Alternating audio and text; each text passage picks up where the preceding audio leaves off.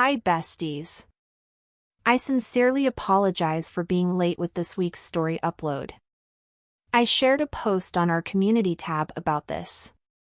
I promise to make it up to you, my besties.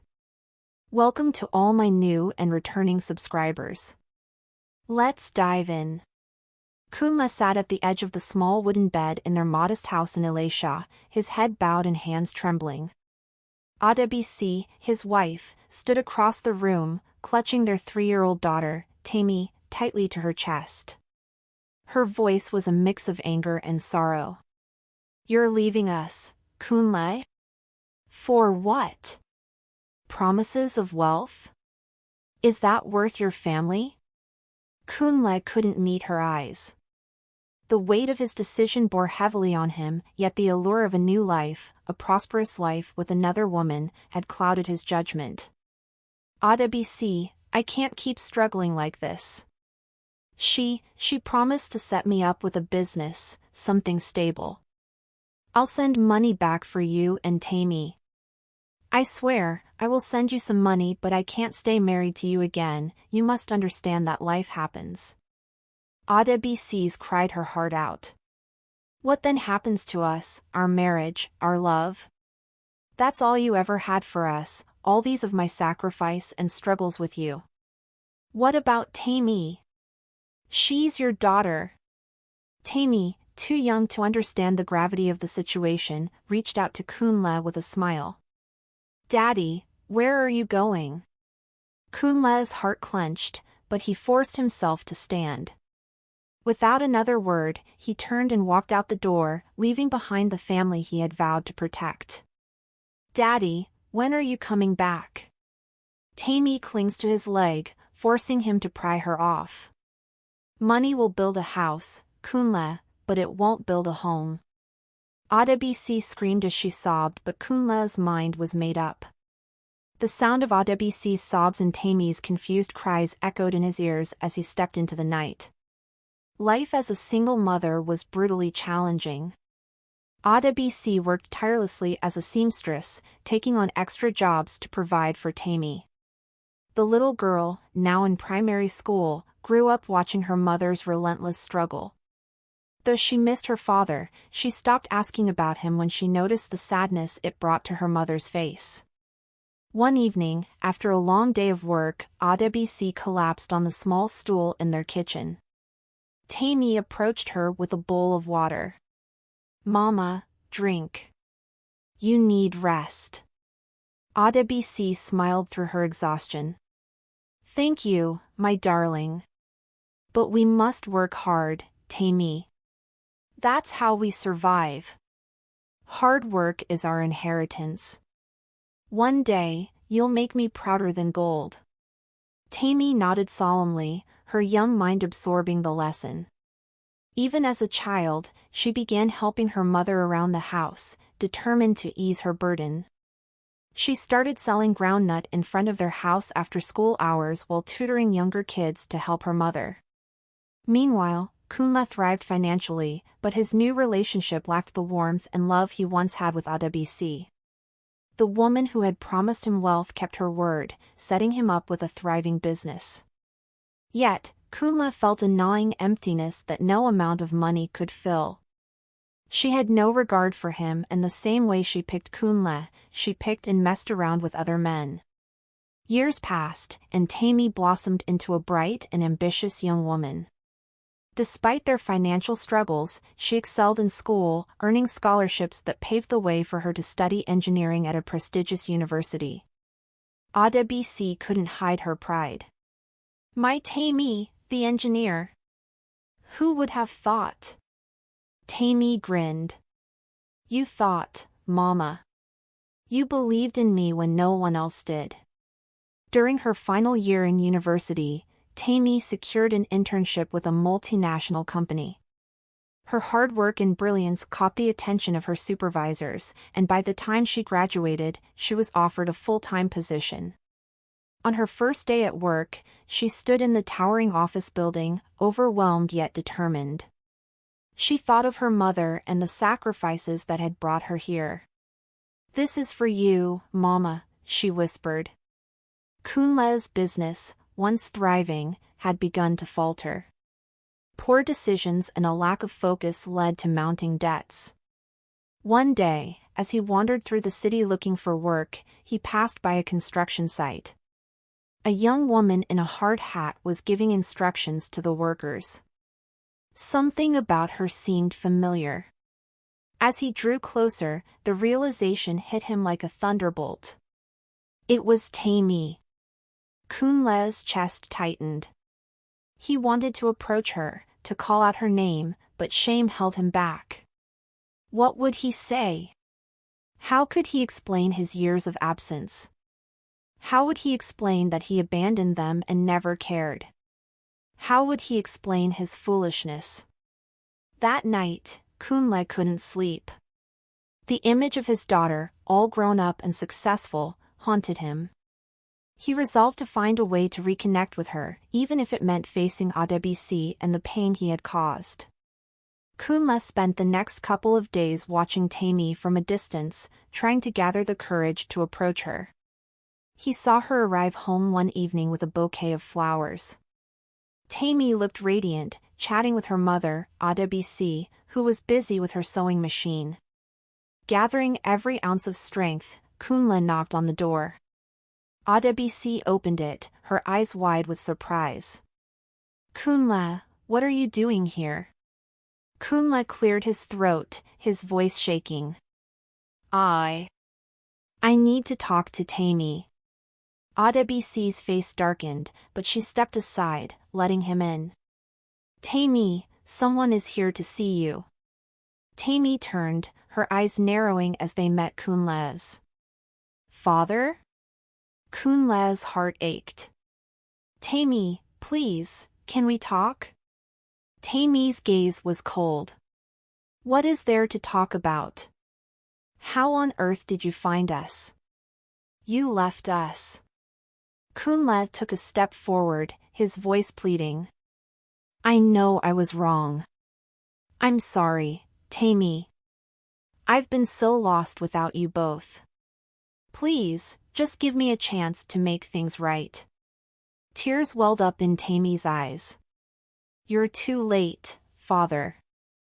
I have a good life now. I don't need you. Adebisi intervened, her voice steady but filled with pain. Kunle, she's right. You left when she needed you the most. It's too late for apologies. You chose a stranger over your family. Now you want forgiveness? Please leave. Kunle's heart sank.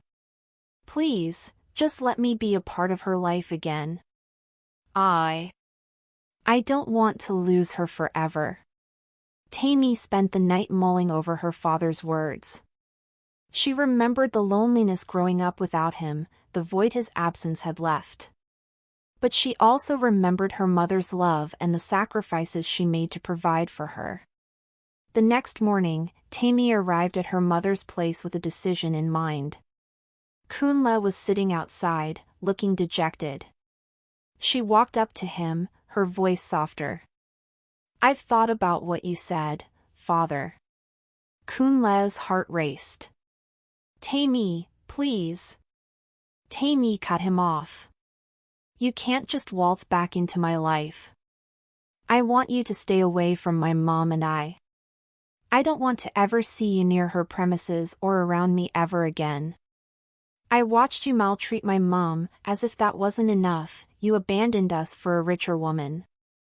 You never stayed in touch and now you are to do what? Just explain to me, don't bother, I don't want to know. Tammy. It's okay, Adebisi said as she calmed Tammy. I just want us to forgive him and move on with our lives. Remember, we have had this discussion just in case he showed up. Mom, Tammy said, don't tell me you want to take him back. No, I don't, Adebisi replied, but my life has been better without him, so forgiving him is for me to have peace of mind. It's for my own well-being and not for him.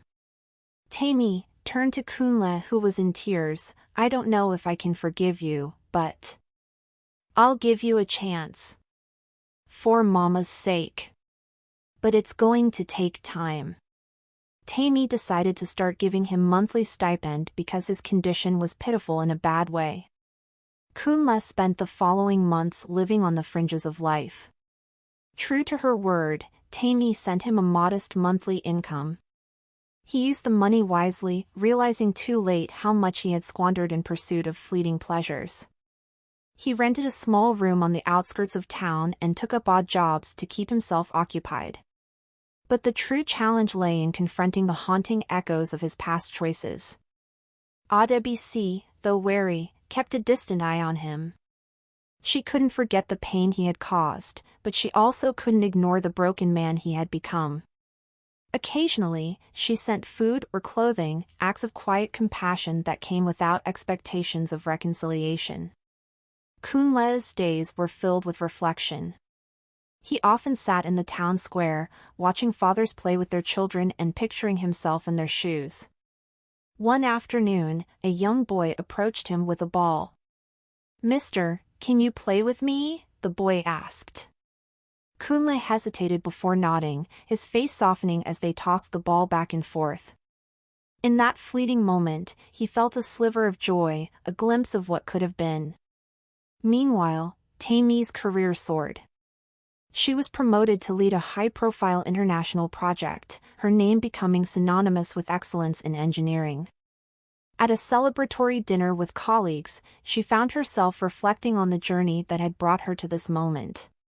"Your parents must be so proud," one of her colleagues remarked. Tammy's chest tightened. "My mother is my hero," she replied simply, her voice steady but distant. "She taught me the value of resilience and love." Her father, however, remained a complicated subject.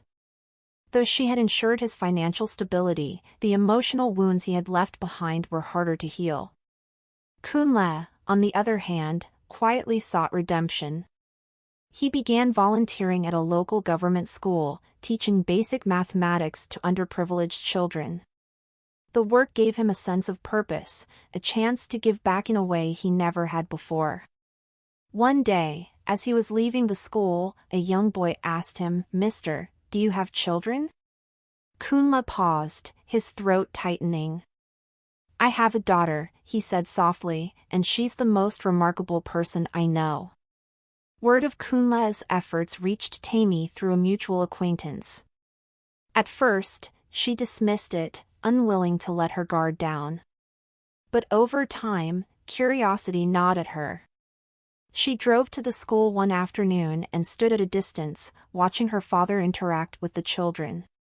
His smile was genuine, his demeanor patient and kind. It was a side of him she had never known. Later that evening, she spoke to her mother about what she had seen. Adebisi listened quietly before saying, "People can change, Tammy, but forgiveness isn't for them, it's for us." Her words lingered, planting seeds of reflection in Tammy's heart. A few weeks later, Kunle summoned the courage to reach out to Adebisi. He wrote her a heartfelt letter, admitting his wrongs and asking for forgiveness. When they finally met at a quiet cafe, Kunle's hands trembled as he spoke. "I know I hurt you, Adebisi. There's no excuse for what I did. I don't expect us to go back to what we were, but I need you to know how sorry I am." Adebisi's eyes filled with tears, her voice steady but heavy with emotion. "I gave you everything but you shattered my world, Kunle. But holding on to that pain has only weighed me down. I forgive you, but we can't rewrite the past." Their conversation ended with a handshake that carried years of unspoken emotions, a fragile truce that marked the beginning of healing. Tammy, too, took a step forward. She invited her father to her office to share a meal. The meeting was tense at first, but as they talked about her work and his efforts at the school, the ice began to thaw. Kunle's pride in her achievements was evident, and Tammy found herself softening, though her guard remained up. Months later, Tammy organized a modest gathering to celebrate Adebisi's retirement. To everyone's surprise, Kunle attended, standing quietly at the back. During a toast, Tammy's voice faltered as she said, "I wouldn't be who I am today without my mother's strength and sacrifices.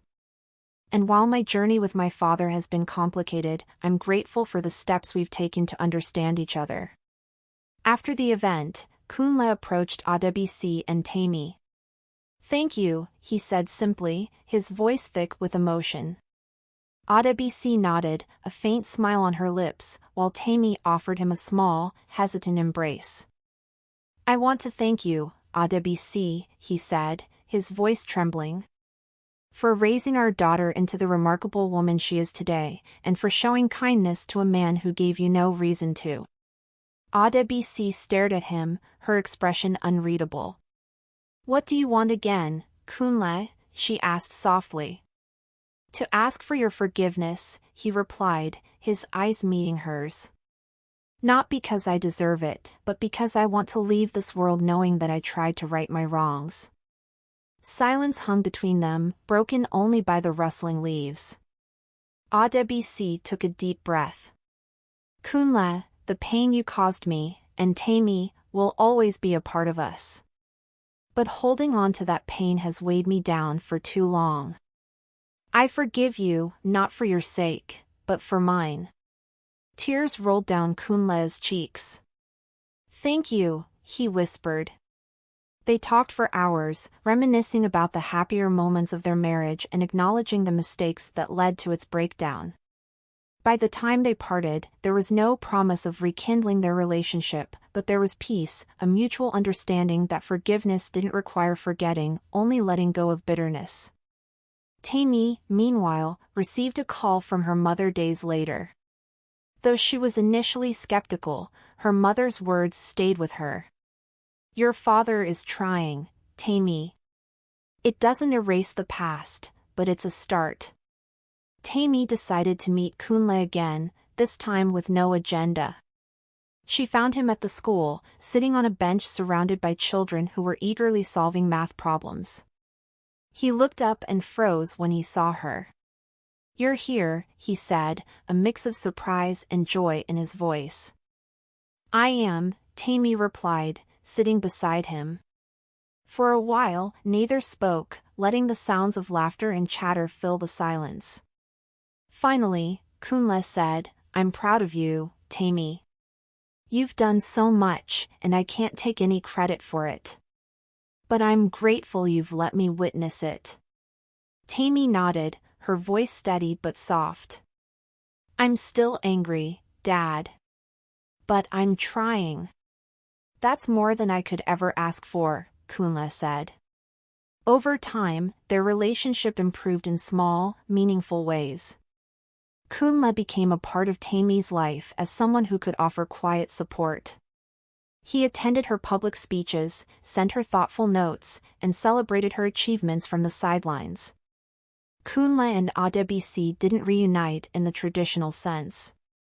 They remained apart, each moving forward in their own lives. But there was a newfound harmony, a shared understanding that the pain of the past didn't have to define their future. Tammy invited both her parents to her wedding years later. They exchanged smiles, a silent acknowledgement of the journey they had all taken toward healing. Kunle lived the rest of his life in quiet humility, dedicating his days to teaching and mentoring children. When he passed away years later, Tammy found herself reflecting not on the man who had abandoned her, but on the man who had fought to redeem himself. In her eulogy, she said, "My father wasn't perfect, but he taught me an important lesson: it's never too late to take responsibility for your actions and seek forgiveness." That's the legacy I choose to carry forward. Kunle's family story ended in forgiveness even though they didn't take Kunle back to live with Adebisi. Their story truly shows that healing is a journey, and even fractured relationships can find moments of peace. Thank you, besties, for watching. Please share your thoughts and lessons learned in the comments section. Can you guess our next story? Do you have any ideas to share? I will be in the comments section. Please like, share and subscribe. Thank you, bye.